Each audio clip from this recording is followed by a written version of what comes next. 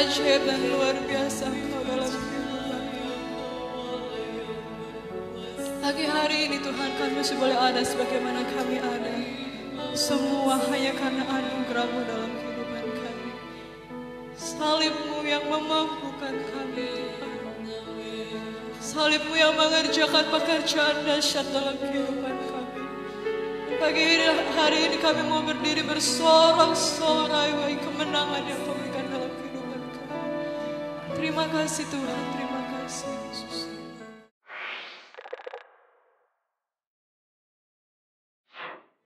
Orang berkata apapun tentang Yesus yang disalib, tapi pagi ini kita tahu semua karena salibnya kita bisa hidup. Karena salibnya kita bisa diselamatkan. Lah oleh karena itu pada jam pagi ini kita akan belajar sejenak tentang doa yang sulit. Baik, kita buka bersama dalam Matius pasal yang ke-26 ayat yang ke-39 sampai 44. Kita akan baca bersama-sama. Maka ia maju sedikit lalu sujud dan berdoa, katanya, "Ya Bapakku, jikalau sekiranya mungkin, biarlah cawan ini lalu daripadaku. Tetapi janganlah seperti yang ku kehendaki, melainkan seperti yang Engkau kehendaki." Setelah itu ia kembali kepada murid-muridnya itu dan mendapati mereka sedang tidur. Dan ia berkata kepada Petrus, "Tidakkah kamu sanggup berjaga 1 jam dengan aku? Berjaga-jagalah dan berdoalah, supaya kamu jangan jatuh ke dalam pencobaan. Roh memang penurut, tetapi daging lemah." Lalu ia pergi untuk kedua kalinya dan berdoa, katanya, "Ya Bapa, jikalau cawan ini tidak mungkin lalu, kecuali apabila aku meminumnya, jadilah kehendak-Mu." Dan ketika ia kembali pula, ia mendapati mereka sedang tidur, sebab mata mereka sudah berat. Ia membiarkan mereka di situ lalu pergi dan berdoa untuk ketiga kalinya dan mengucapkan doa yang itu juga. Sesudah itu ia datang kepada murid-muridnya dan berkata kepada mereka, "Tidurlah sekarang dan istirahatlah. Lihat, saatnya sudah tiba bahwa Anak Manusia diserahkan ke tangan orang-orang berdosa." Puji Tuhan Bapak Ibu Saudara sekalian yang saya kasih dalam Yesus Kristus. Pagi ini kita akan belajar bersama doa yang sulit. Kenapa saya beri judul firman Tuhan pada pagi ini berbicara tentang doa yang sulit? Bapak Ibu yang saya kasih, semua orang kita bisa belajar bersama bahwa doa itu sepertinya mudah. Orang berkata doa itu hanya komunikasi kita dengan Tuhan. Tapi pada pagi ini kita akan belajar, ternyata doa itu ada hal-hal yang tidak semudah yang kita pikirkan. Di hal yang pertama, yang kalau kita baca di ayat yang kita sudah baca, di hal yang pertama pada jam pagi ini, di sana dikatakan Tuhan Yesus berdoa begini, "Ya Bapakku, jikalau sekiranya mungkin, biarlah cawan ini lalu daripadaku. Tetapi janganlah seperti yang ku kehendaki, melainkan seperti yang Engkau kehendaki." Nah, Bapak Ibu yang saya kasih dalam Yesus Kristus, saya tertarik dengan satu kata, yaitu berbicara tentang cawan. Cawan dalam Alkitab biasanya menggambarkan dua hal. Yang pertama adalah berkat Allah. Kalau Bapak Ibu membaca di dalam Mazmur 23 ayat yang kelima berkata, "Engkau menyediakan hidangan bagiku di hadapan lawanku. Engkau mengurapi kepalaku dengan minyak, pialaku penuh melimpah." Arti pertama cawan adalah berkat Allah. Tapi ada arti yang kedua dari cawan ini, yaitu murka Allah. Dalam Mazmur 75 ayat yang ke-9, di sana dikatakan demikian. Dalam salinan bahasa Indonesia sehari-hari di sana dikatakan demikian. "Kemarahan Tuhan seperti piala di tangannya. Piala itu berisi air anggur keras. Allah menuangkan isinya. Semua penjahat di bumi harus meminumnya sampai habis." Bapak Ibu yang saya kasih dalam Yesus Kristus, kita tahu bahwa cawan yang dimaksud ini yang mana?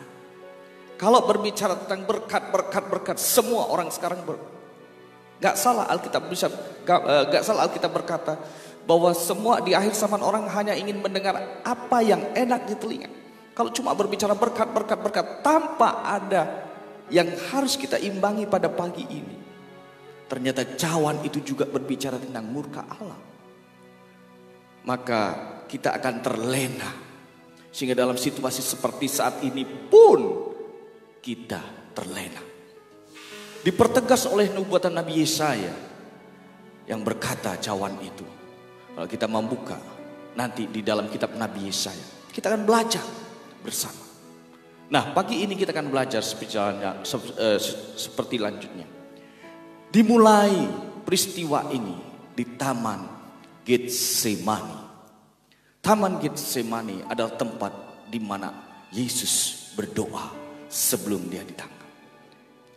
Dan ternyata bukan kebetulan.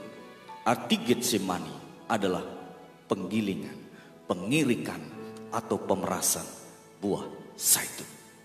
Bapak Ibu yang saya kasih dalam Yesus Kristus, kita belajar dari sini dulu. Perhatikan baik-baik. Sesuai dengan nubuatan Nabi Yesaya, 700 tahun sebelum peristiwa ini terjadi. Dalam Yesaya 53 ayat 3 sampai 7. Di sana kita baru paham betapa beratnya ketika Yesus berdoa. Yesus tahu bahwa dia akan menanggung sebuah hal yang sangat amat berat. 700 tahun sebelum peristiwa itu terjadi, sudah dikatakan oleh Nabi Yesaya. Makanya saya tegaskan sekali lagi, sebuah nubuatan adalah sebuah peristiwa yang belum terjadi dan pasti akan terjadi kalau itu nubuatan daripada Tuhan. Jadi kalau nubuatan tidak ada kira-kira, tidak ada semoga, tidak ada biar, pasti jadi. 700 tahun sebelum peristiwa ini terjadi, Tuhan Yesus mati di kayu salib. Nabi Yesaya sudah berkata dalam Yesaya pasal yang ketiga ayat 53 ayat 3 sampai 7 berkata, ia dihina dan dihindari orang, seorang yang penuh kesengsaraan dan yang biasa menderita kesakitan. Ia sangat dihina sehingga orang menutup mukanya terhadap dia, dan bagi kita pun dia tidak masuk hitungan. Tetapi sesungguhnya penyakit kitalah yang ditanggungnya, dan kesengsaraan kita yang dipikulnya. Padahal kita mengira dia kena tulah, dipukul dan ditindas Allah. Tetapi dia tertikam oleh karena pemberontakan kita. Dia diremukkan oleh karena kejahatan kita. Ganjaran yang mendatangkan keselamatan bagi kita ditimpakan kepadanya, dan oleh bilur-bilurnya kita menjadi sembuh. Kita sekalian sesat seperti domba, masing-masing kita mengambil jalannya sendiri. Tetapi Tuhan telah menimpakan kejahatannya kepada kejahatan kita sekalian. Dia dianiaya, tetapi dia membiarkan diri ditindas dan tidak membuka mulutnya seperti anak domba yang dibawa ke pembantaian, seperti induk domba yang keluh di depan orang-orang yang menggunting bulunya. Ia tidak membuka mulutnya. Bapak Ibu yang saya kasihi dalam Yesus Kristus, seandainya Anda dan saya diberi kesempatan hidup di zaman Tuhan Yesus, saya percaya mungkin Anda juga akan berkata pasti ini orang salah. Tidak ada orang yang tidak salah dihukum, bahkan sampai dihukum mati. Memang mungkin pernah terjadi, tetapi sulit itu untuk terjadi. Ingat baik-baik, seandainya kita hidup di zaman Ayub, ketika kita melihat Ayub yang begitu diberkati, tiba-tiba habis semua. Anaknya mati, kekayanya habis, istrinya tinggalkan dia, bahkan dari kepala sampai kakinya penuh luka. Pasti yang ada dalam ingatan Anda dan saya, dosa apakah Ayub? Begitukah saat ini? Seringkali kita berkata, kenapa Tuhan? Kenapa Tuhan? Dan kenapa Tuhan? Tahukah Bapak Ibu sekalian, kematian Yesus di kayu salib, dia menanggung sakitmu dan sakitku. Kematian Yesus di kayu salib, dia menanggung sengsaramu dan sengsaraku. Kematian Yesus di kayu salib menanggung tulahmu dan tulangku. Sehingga ayat 4 berkata dalam Yesaya tadi, dipukul dan ditindas Allah. Sepertinya dia tertikam karena pemberontakan Anda dan saya. Dia tertikam karena kejahatan Anda dan saya. Tapi ingat baik-baik, oleh karena Yesus yang mati di kayu salib, Anda dan saya menerima keselamatan hidup yang kekal. Dan oleh bilur-bilurnya kita disembuhkan. Kita berdoa pada jam pagi ini, berdoa untuk orang-orang yang sakit. Dimanapun, mungkin kita tidak kenal, mungkin kita tidak tahu, tapi kita harus berdoa. Percaya kuasa bilur Yesus menyembuhkan.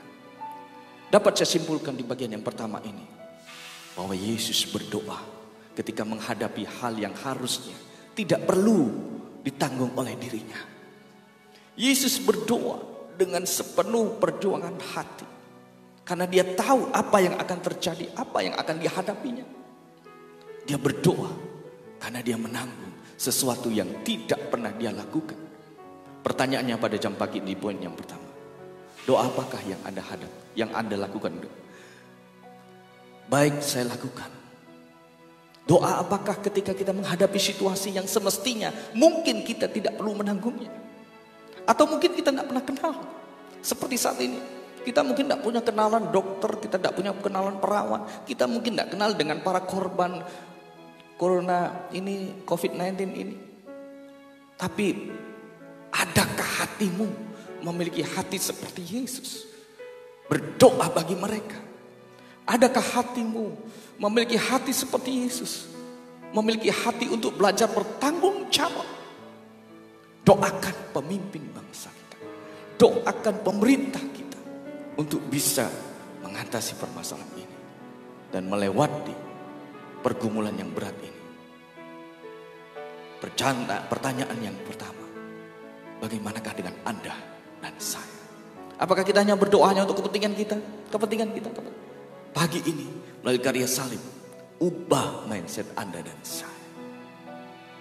Yang kedua, Tuhan Yesus ketika selesai berdoa,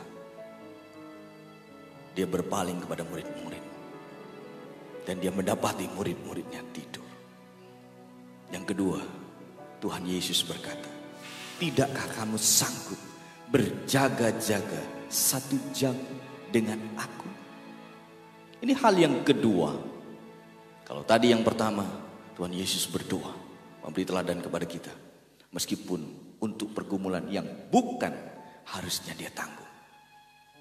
Yang kedua, dia berdoa dan dia menantang Anda dan saya, 1 jam saja bersama dengan Yesus. Ingat baik-baik, doa yang sulit ini yang begini. Kalau doa cuma mau minta berkat itu gampang. Kalau doa cuma 5-10 menit itu gampang. Tapi ketika kita minta kepada Tuhan, kita menyembah dalam Tuhan, ketika kita bersekutu, kita hancur hati di kaki Tuhan. Tuhan hanya minta 1 jam saja dengan Tuhan. Untuk apa? Di dalam ayat 41 di sana dijelaskan, berjaga-jagalah dan berdoalah supaya kamu jangan jatuh ke dalam pencobaan. Kembali, Yesus sangat cinta kepada Anda dan saya. Ketika dia ajak Anda dan saya pagi ini untuk terus berdoa. Berdoa dan berdoa. Di masa-masa begini, dimanapun Anda berada. Berdoa, berdoa. Karena Tuhan tidak mau Anda dan saya jatuh dalam percobaan. Karena lihat, di ayat yang terakhir tadi kita baca. Lihat, saatnya sudah tiba bahwa anak manusia diserahkan ke tangan orang-orang berdosa.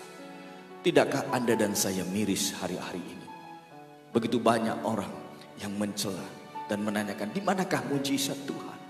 Di manakah mujizat Tuhan? Di manakah Tuhan? Apakah Tuhan tidak mendengar kita? No. Jelas Yesaya katakan, Tuhan menanggung kesengsaraanmu. Tuhan menanggung kutukmu. Tuhan menanggung sakit. Mungkin bukan itu yang kita lihat hari ini. Tapi ingat, ada sesuatu yang Tuhan maksudkan. Ada sesuatu yang Tuhan rancangan yang tidak pernah kita tahu. Hari ini kita tidak mengerti, tapi satu saat Anda dan saya akan mengerti. Dan memang satu hal yang menjadi kelemahan Anda dan saya. Yesus berkata, roh memang penurut, tetapi daging lemah. Hari ini mari renungkan firman Tuhan. Bagi Bapak Ibu sekalian dimanapun Anda berada, yakinlah pasti ada penggenapan dari firman Tuhan. Ketika Anda bersekutu berdoa dimanapun Anda berada pada jam pagi ini, renungkan firman Tuhan. Cinta Tuhan yang mati di kayu salib untuk sakitmu. Cinta Tuhan yang mati di kayu salib untuk sengsaramu dan sengsaraku. Untuk kutukmu dan kutukku.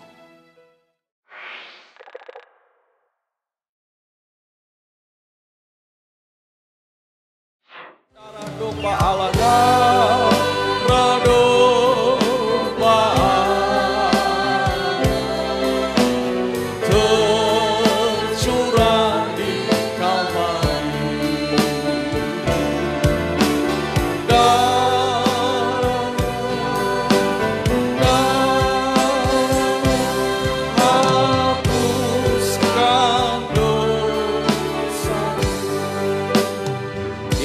altarmu yang kudus ya Tuhan. Sebab apa yang telah kuteruskan kepadamu telah aku terima daripada Tuhan, yaitu bahwa Tuhan Yesus pada malam waktu ia diserahkan mengambil roti, dan sesudah itu ia mengucap syukur atasnya. Ia memecah-mecahkannya dan berkata, inilah tubuhku yang diserahkan bagi kamu. Perbuatlah ini menjadi peringatan akan aku. Bapa, kami percaya melalui tubuh dan darah Yesus kami diselamatkan. Kami diluputkan dari segala kesengsaraan. Engkau yang menanggung kami di atas kayu salib. Engkau yang menanggung Tuhan kutuk kami di atas kayu salib.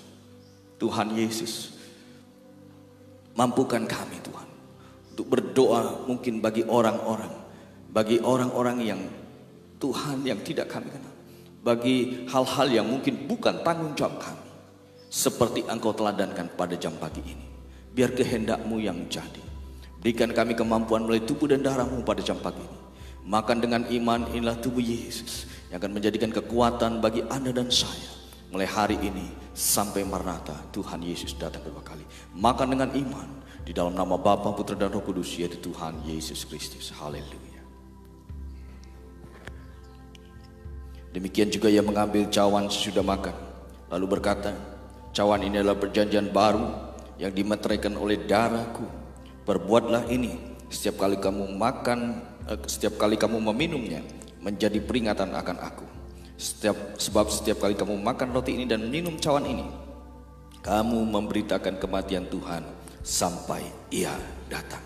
Oh Roh Kudus, kami percaya Tuhan, Engkau Allahku. Oh Tuhan, terima kasih melalui karya salib-Mu Tuhan Yesus. Terima kasih.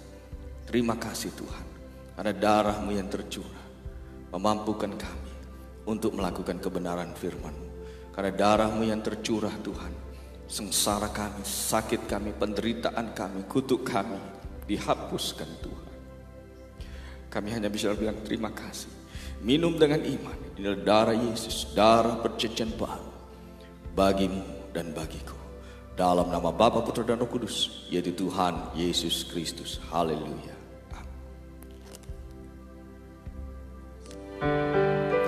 Terima kasih Yesus. Terima kasih Tuhan. Terima kasih. Terima kasih. Terima kasih.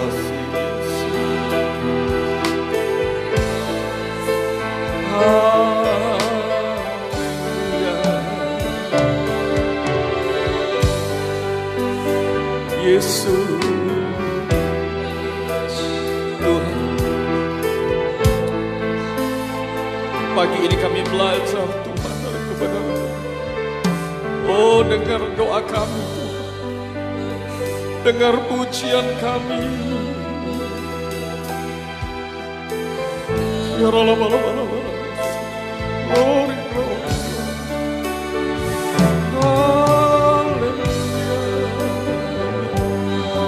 Haleluya. Oh Tuhan, terima kasih Roh Kudus. Kami bersyukur. Terima kasih Tuhan. Pada jam pagi ini Tuhan, kami menyadari Tuhan, 3 kali Engkau menegur murid-murid, dan 3 kali Engkau berdoa yang sama. Sungguh berat Tuhan. Satu pergumulan di mana Engkau harus menanggung apa yang tidak Engkau lakukan. Kejahatan, kesalahan kami, dosa kami, sengsara kami, bahkan penyakit kami. Roh Kudus, mampukan kami untuk lakukan firman-Mu pada kami. Meskipun ini doa yang sulit. Mampukan kami Tuhan untuk bersyafaat bagi orang-orang yang mungkin tidak kami kenal. Bagi bangsa negara kami. Bagi seluruh lingkungan kota kami. Tuhan, biarlah kasih-Mu yang begitu besar bagi juga tertransfer dalam kehidupan nyata kami, anak-anak-Mu ya Tuhan. Mari ya Tuhan, pada jam pagi ini kiranya mulai tubuh dan darah-Mu kami dimampukan untuk melakukan firman-Mu.